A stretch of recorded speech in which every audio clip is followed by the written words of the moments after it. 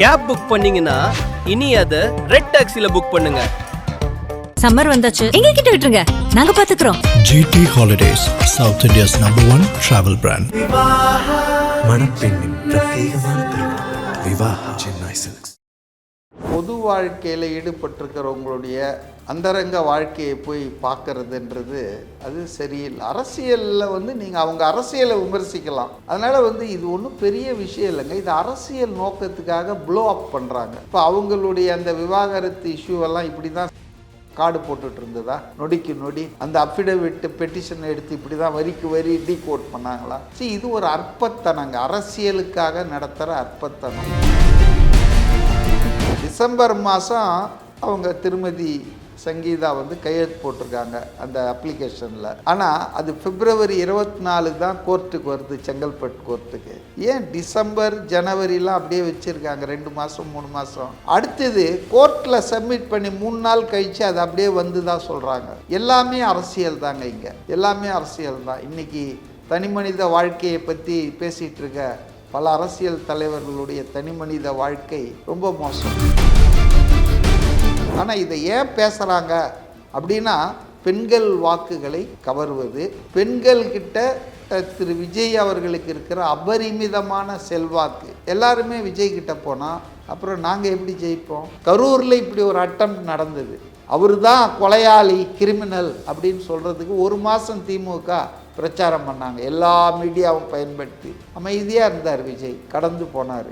In fact அந்த இறந்த குடும்பங்களில் இருக்கிறவங்களே பேச ஆரம்பித்தாங்க, சார் மேலே ஒரு தப்பும் இல்லை, இது எவனோ பண்ணிட்டானுங்க ராத்திரியில், அதனால தான் அவங்க கூட்டங்கள்லாம் பகலில் நடத்தப்படுகிறது. அது தெரியுமா அவங்களுக்கு? அதே மாதிரி தான் இப்போ இதை ஆரம்பிச்சிருக்காங்க. ஏன்னா எல்லாம் ராமர்கள் தானே, ஏகப்பத்தினி விரதர்கள் தான் இப்போ பேசுகிறவங்கெல்லாம். பாருங்கள், இண்டிகோ விமானத்தில் திருவள்ளூர் மாவட்டத்தில் ஏதோ திமுக பிரமுகர் ஒரு பெண்ணோட பாலியல் வன்முறை பண்ணி கைது பண்ணியிருக்காங்க. இப்போ அதெல்லாம் வெளியே வராது, அதெல்லாம் பேசப்படாது. ஆனால் விஜய் கூட்டத்தில் ஒருத்தன் ஏதாவது பண்ணிட்டான்னா அதுதான் இப்போ தலைப்பு செய்தியாக.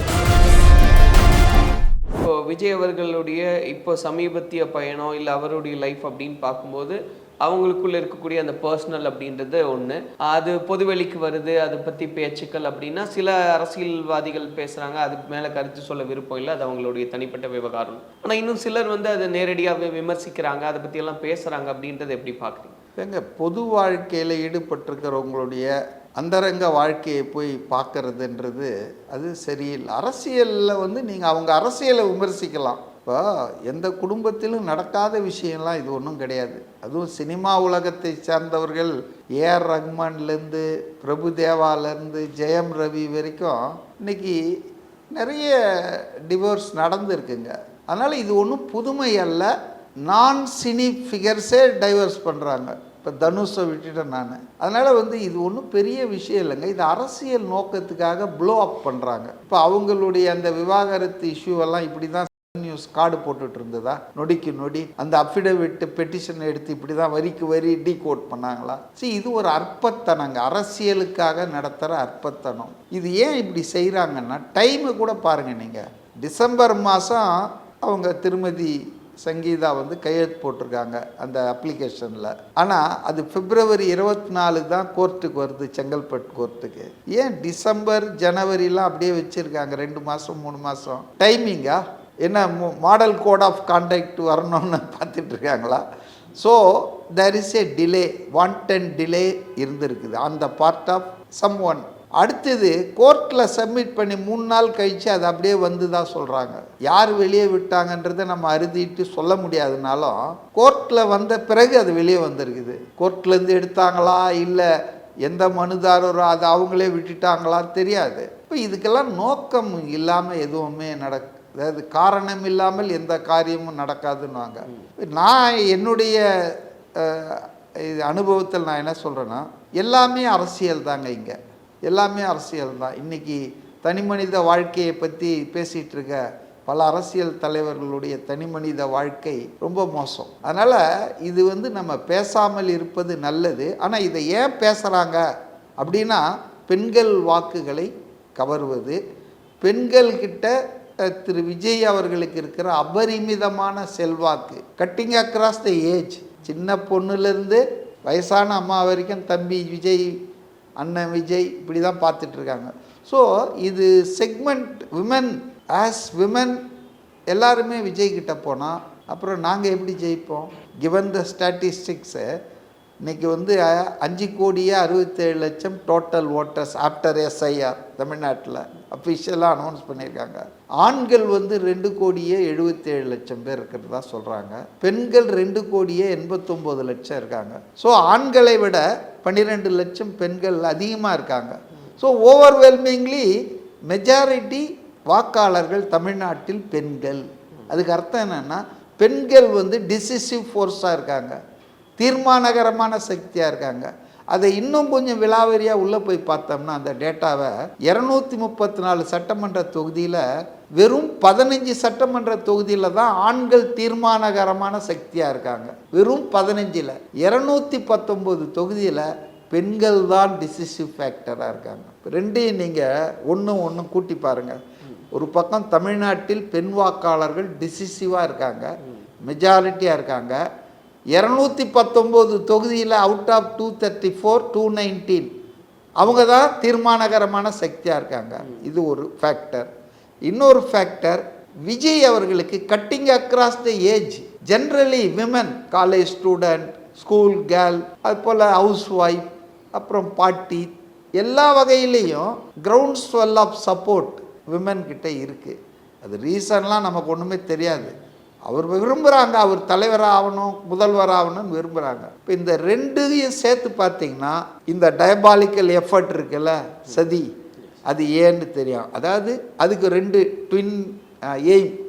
ஒன்று, அவருக்கு இருக்கிற அந்த நல்ல அபிப்பிராயத்தை, பெண்களுக்கு இருக்கிற நல்ல அபிப்பிராயத்தை, நல்ல எண்ணத்தை சிதைக்கணும். அது மட்டும் போதாது, அவர் மேலே தப்பான அபிப்பிராயத்தை உருவாக்கணும். ஐயே இந்த ஆள் வந்து இது பண்ணிட்டாரு.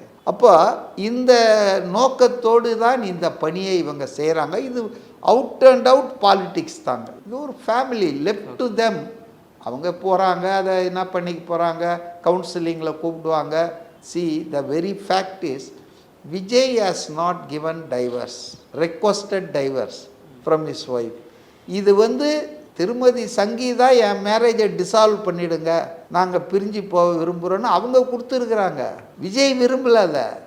அப்போ இது வந்து கோர்ட்டுக்கு வந்துருக்குது. அவங்க சேர்ந்து வாழ சொல்லுவாங்க. சேர்ந்து வாழணும், ஒற்றுமை ஆகணும் தான் நான் நினைக்கிறேன். எனக்கு எந்த பாலிட்டிக்ஸ் இல்லை. குடும்பம் 2 ஆனாலும் பரவாயில்ல, செத்தாலும் பரவாயில்ல, பணம் விழுந்தாலும் பரவாயில்ல, நான் எலெக்ஷனில் ஜெயிச்சிடணும், நான் முதலமைச்சர் ஆகணும்னு நினச்சாங்கன்னா அது அவங்கள பற்றி நம்ம என்ன சொல்ல முடியும்? அதனால் இது வந்து பியூர்லி பர்சனல் மேட்டருங்க. பட் அவங்க அட்டம்ப்ட் வந்து ஈச் அண்ட் எவ்ரி டைம் வந்து ஃபெயிலியர் ஆகுது. கரூரில் இப்படி ஒரு அட்டம்ப்ட் நடந்தது. அவர் தான் கொலையாளி, கிரிமினல் அப்படின்னு சொல்கிறதுக்கு 1 மாதம் திமுக பிரச்சாரம் பண்ணாங்க, எல்லா மீடியாவும் பயன்படுத்தி. அமைதியாக இருந்தார் விஜய், கடந்து போனார். ஆனால் அதுக்கப்புறம் ஒரு இம்மி அளவுக்கு கூட விஜய்க்கு வந்து சப்போர்ட் குறையல. இன்ஃபேக்ட் அந்த இறந்த குடும்பங்களில் இருக்கிறவங்களே பேச ஆரம்பித்தாங்க, சார் மேலே ஒரு தப்பும் இல்லை, இது எவனோ பண்ணிட்டானுங்க ராத்திரியில். அதனால தான் அவங்க கூட்டங்கள்லாம் பகலில் நடத்தப்படுகிறது. அது தெரியுமா அவங்களுக்கு?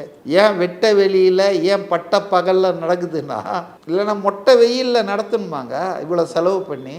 ஏன்னா இரவு நேரங்களில் இது மாதிரி சமூக விரோதிகளை ஏவுவார்கள், ரவுடிகள் உள்ளே வருவான், பவர் ஆஃப் பண்ணுவாங்க. இதெல்லாம் எதிர்பார்த்து தான் அவங்க மாற்றிட்டாங்க அவங்களுடைய கூட்டங்கள். டைமை மாற்றினதுக்கு இதுதான் காரணம். Karur is example. ஸோ கரூரில் வந்து விஜய்க்கு எதிராக அவருடைய இமேஜை கெடுப்பதற்காக, செல்வாக்கை குறைப்பதற்காக சில திட்டமிட்ட சதிகள் நடத்துனது. பிரச்சாரமும் பண்ணாங்க ஓப்பனாகவே. அவர் வீட்டு முன்னால் ஆர்ப்பாட்டம் பண்ணாங்க, போஸ்டர் ஒட்டினாங்க, கைது செய்யலாம். பட்டு அது ஒன்றுமே நிற்கலைங்க, ஒட்டவே இல்லை, விஜய் மேலே ஒட்டவே இல்லை. அதே மாதிரி தான் இப்போ இதை ஆரம்பிச்சிருக்காங்க. ஏன்னா எல்லாம் ராமர்கள் தானே, ஏகபத்தினி விரதர்கள் தான் இப்போ பேசுகிறவங்கெல்லாம். இது வந்து ஒட்டாதுன்னு தான் நான் நம்புகிறேன். ஏன்னா இன்றைக்கி தஞ்சாவூரில் பார்த்தேன் ஒரு கிளாசிக் எக்ஸாம்பிள். தஞ்சாவூரில் கூட்டத்தை பார்த்தேன், பெண்கள் கூட்டத்தை பார்த்தேன். முன்னை விட அதிகமாக தான் இருக்குது, முன்னை விட எழுச்சியாக தான் இருக்காங்க. அதனால் வந்துங்க பெண்களை வந்து அவ்வளோ ஈஸியாலாம் ஏமாத்திட முடியாதுங்க. ஒரு ஆள் அவங்க ஜட்ஜி பண்ணிட்டாங்கன்னா சாவர வரைக்கும் அந்த ஆளை விடமாட்டாங்க. சும்மா நீங்கள் படம் காமிச்சு அதை பண்ணி இதை பண்ணிடலாம். பட்டு இதில் வந்து அரசியல் படுத்துவது என்பது ரொம்ப வெட்கத்துக்குரிய விஷயங்க.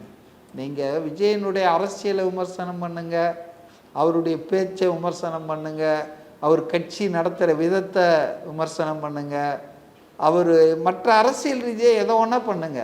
I am not against it. ஆனால் பர்சனல் லைஃபு இதெல்லாம் எடுத்து பேசுறதுன்னா ஸோ எந்த அளவுக்கு பதட்டப்பட்டு போயிருக்காங்கன்றது மட்டும் எனக்கு தெரியுது. இப்போது சார் நிறைவாக ஒரே ஒரு கேள்வி. இப்போது நிறைய ரெஸ்ட்ரிக்ஷன்ஸ் நம்மளும் பேசியிருக்கோம், கடந்த முறையும் ஏதாவது ஒரு அசம்பாவிதம் நடக்குதுன்னு. இன்றைக்கி கூட இந்த கூட்டம் முடிஞ்சதுக்கப்புறம் சில செய்திகள் வருது, அவர் எவ்வளவோ தடவை சொல்கிறார் முண்டியடிச்சு வராதிங்க, பின்னாடி ஃபாலோ பண்ணாதீங்கன்னு.